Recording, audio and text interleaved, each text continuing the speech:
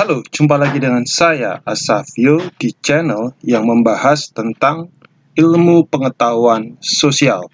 Pada kesempatan kali ini saya akan melanjutkan materi tentang biosfer. Tapi sebelum lanjut, tolong dengarkan iklan berikut ini. Jangan lupa like, komen, dan subscribe ya, karena subscribe itu gratis.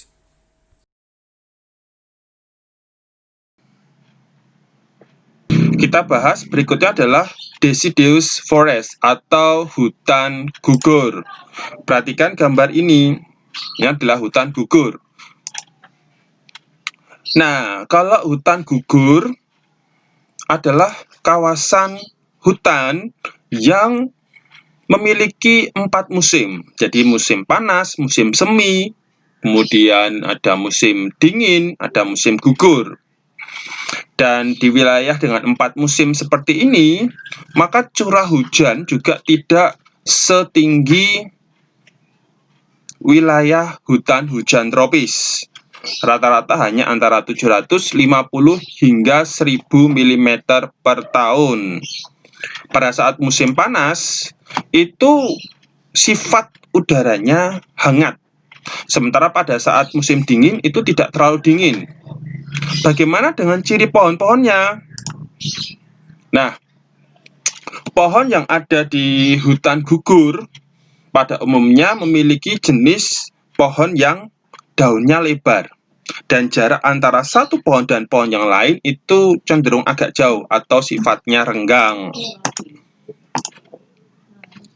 Karena wilayahnya ini curah hujannya rendah, jenis-jenisnya pun juga relatif, jenis spesiesnya relatif lebih sedikit. Itu kalau dibandingkan dengan hutan hujan tropis. Nah, karena wilayah 4 musim, pada umumnya wilayah hutan gugur ini ada di daerah lintang sedang. Kalian pasti masih tahu bahwa kalau daerah lintang sedang itu daerah dengan lintang antara 30 hingga 66,5 lintang utara maupun lintang selatan. Itu kawasan wilayah lintang sedang. Jadi otomatis berbagai negara itu bisa mencakup wilayah hutan gugur ini. Oh ya, suatu negara kalau misalnya wilayahnya terlampau luas, kadangkala dia tidak hanya mengalami satu jenis atau satu bioma saja, tapi bisa jadi akan ada beberapa bioma di sana. Saya ambil contoh misalnya seperti di Tiongkok, dia bisa ditemukan hutan gugur, kemudian juga ada hutan hujan tropis, itu juga ada. Nanti juga di sana ada padang pasirnya, misalnya seperti itu.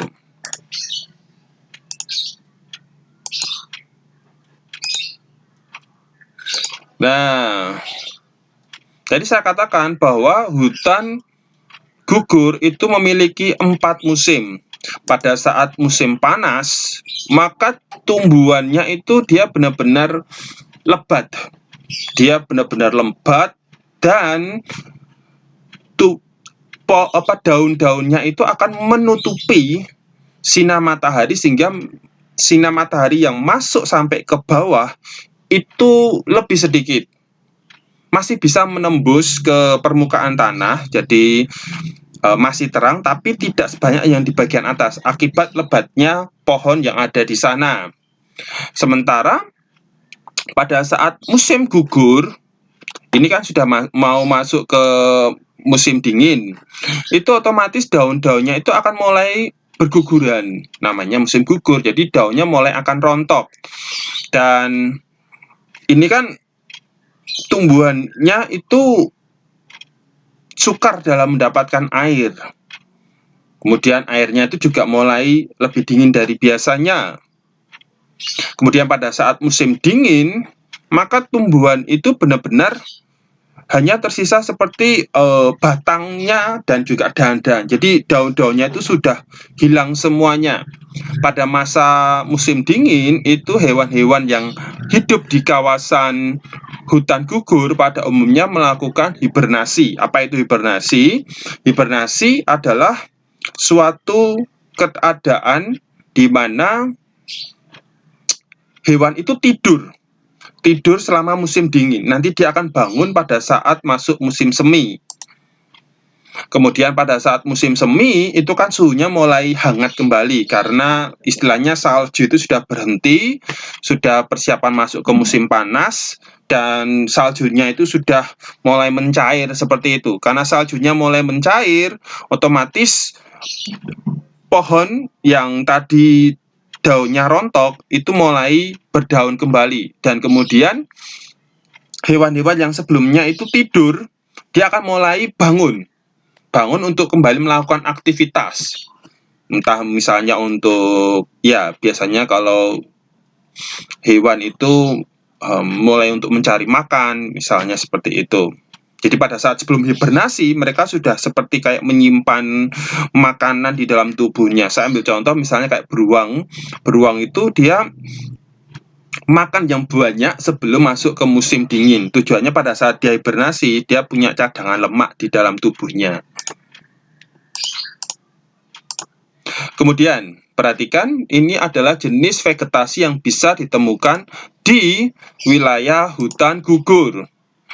Ada banyak jenis vegetasi, mulai dari pohon oak, pohon maple, pohon basswood.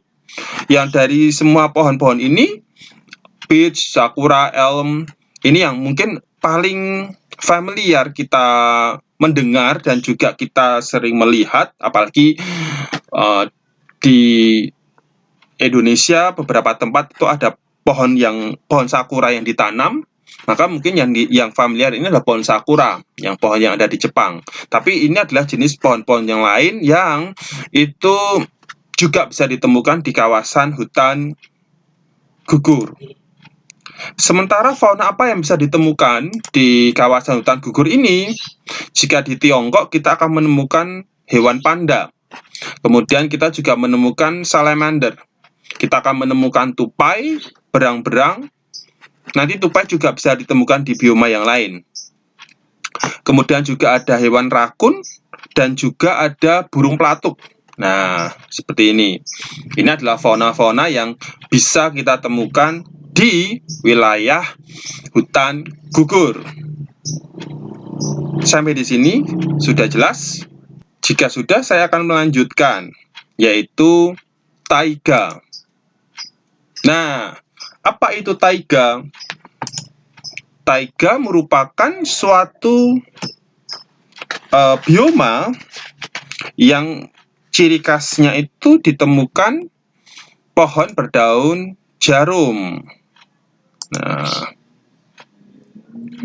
jadi pada saat musim dingin di kawasan taiga ini, maka musim dinginnya itu bisa panjang sekali, dan begitu masuk ke dalam musim kemarau atau musim panas, maka musim panasnya itu sifatnya singkat. Pada saat musim dingin di hutan taiga, maka air yang ada di dalam tanah maupun kayak air danau itu bisa berubah menjadi es. Jadi danau-danau yang ada di sana itu bisa menjadi es, dan ketebalan es yang ada di sana itu bisa sampai 2 meter. Dengan kondisi seperti ini, otomatis jenis tumbuhan yang bisa ditemukan di kawasan hutan taiga itu juga relatif lebih sedikit dibandingkan hutan hujan tropis. Kemudian juga jenis pohon di hutan taiga tadi saya katakan pohonnya berbentuk jarum, dan itu memiliki zat lilin yang ada di wilayah sekitarnya. Maksudnya di pohonnya itu ada zat lilinnya dari daunnya itu. Flora yang bisa ditemukan ini berbagai jenis pinus sebenarnya pada intinya, mulai dari tanaman alder, juniper, birch, kemudian spruce. Jadi ini jenis-jenis tanaman yang itu bisa ditemukan di wilayah taiga. Atau contoh yang paling gampang adalah tanaman pinus. Pinus itu kan nanti masih ada banyak jenisnya lagi. Nah, yang umum kita lihat mungkin jenis tanaman spruce ini, karena spruce ini kalau kita lihat bentuknya memang seperti pohon pinus. Sementara itu, untuk jenis hewan yang ditemukan, nah, tadi di hutan gugur kita menemukan tupai atau squirrel. Di wilayah tundra taiga itu juga kita menemukan squirrel juga. Kemudian ada serigala, kemudian juga ada kucing salju atau lynx, dan juga ada beruang grizzly. Ini kita temukan di wilayah hutan taiga. Sementara yang terakhir itu adalah wilayah tundra.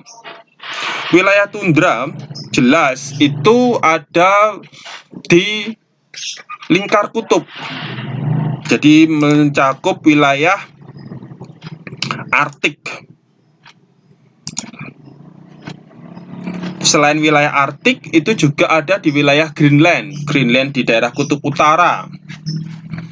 Karena di wilayah sekitar kutub, otomatis semua wilayah itu hampir ditutupi oleh salju di daerah yang sangat dingin. Dan karena di wilayah yang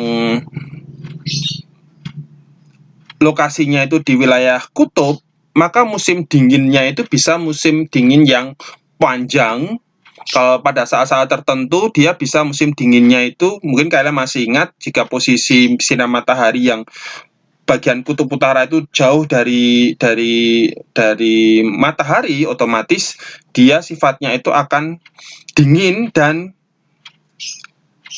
gelap karena mendapatkan sinar matahari lebih sedikit. Tapi posisi kutub yang lain, kutub selatan yang dia itu lebih dekat dengan matahari, dia akan mengalami musim panas yang panjang dan juga terang. Tapi perlu diingat, musim panas ini bukan berarti panasnya sama seperti daerah tropis atau di daerah iklim sedang. Tetap panasnya itu panas yang dingin sebenarnya, tetapi standar panasnya tidak sama dengan yang kita rasakan bagi masyarakat Indonesia yang tinggal di daerah tropis. Nah, karena wilayah tundra itu memiliki musim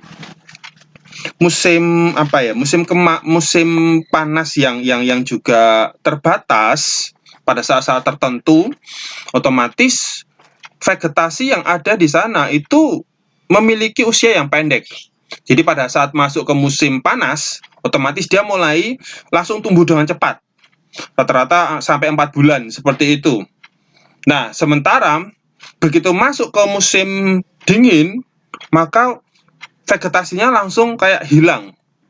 Nah, apa yang menjadi faunanya atau hewan yang biasa ditemukan di sana, misalnya adalah hewan karibau. Seperti ini hewannya. Juga hewan muskox. Ini juga bisa ditemukan di daerah tundra. Ada lagi jenis paus. Jenis paus, entah itu paus beluga yang berwarna putih atau paus narwal. Ciri khas dari paus narwal ini dia memiliki tanduk yang sangat panjang. Seperti itu. Jenis yang lain kita bisa mengenal jenis penguin. Nah, yang umum kita temukan misalnya beruang kutub, karena lokasinya memang ada di kutub. Sementara itu, jenis flora yang bisa ditemukan pada umumnya adalah jenis lumut dan juga jenis rumput. Misalnya kalau jenis lumut itu ada jenis lichens atau nama lainnya lumut kerak. Kemudian juga ada sphagnum, ini juga jenis lumut. Kemudian juga jenis rumput, misalnya rumput teki yang bisa tumbuh dengan cepat, atau misalnya rumput kapas. Jika itu bentuknya seperti ini. Nah, dari berbagai bioma yang sudah kita bahas, kalau kita simpulkan, maka bioma ini akan sangat dipengaruhi oleh garis lintang dan juga tingkat kekeringan. Misalnya di daerah garis lintang rendah, di daerah tropis, daerahnya itu basah, banyak hujannya, maka akan terbentuk hujan-hujan tropis. Tapi kalau curah hujannya makin sedikit, maka akan menjadi hutan musim. Hutan musim ini kalau misalnya curah hujannya makin sedikit, maka akan berubah menjadi sabana. Ini penyebutannya padang rumput sabana. Nah, kalau nanti curah hujannya semakin sedikit lagi atau semakin kering, maka nanti akan berubah menjadi padang pasir. Di daerah subtropis juga sama, dia akan berubah menjadi hutan, kemudian berubah lagi menjadi hutan musim yang pohonnya jarang, atau ini juga disebut nama lainnya hutan musim, hutan gugur tadi, deciduous forest. Perlu dibedakan bahwa hutan musim yang ada di daerah tropis dengan hutan musim yang ada di daerah iklim sedang itu berbeda. Kalau hutan musim yang ada di daerah iklim sedang itu yang memiliki 4 musim yang berbeda. Tapi kalau hutan musim yang ada di wilayah tropis itu yang hanya mengenal musim hujan dan musim kemarau, sehingga jenis tumbuhannya juga berbeda. Nah, di daerah iklim sedang ini kalau hutan gugur tadi atau hutan musimnya iklim sedang itu curah hujannya makin rendah lagi, maka akan berubah menjadi grassland atau padang rumput murni. Kemudian kalau dia itu makin rendah lagi, maka akan berubah menjadi padang pasir. Sementara kalau dia sudah masuk ke wilayah mendekati kutub, maka akan berubah menjadi taiga atau hutan berdaun jarum. Sementara di daerah kutub atau daerah Arktik, maka biomanya akan berubah menjadi tundra. Sampai di sini ada yang mau ditanyakan? Kalau tidak, saksikan saya di video-video yang lainnya. Sampai jumpa.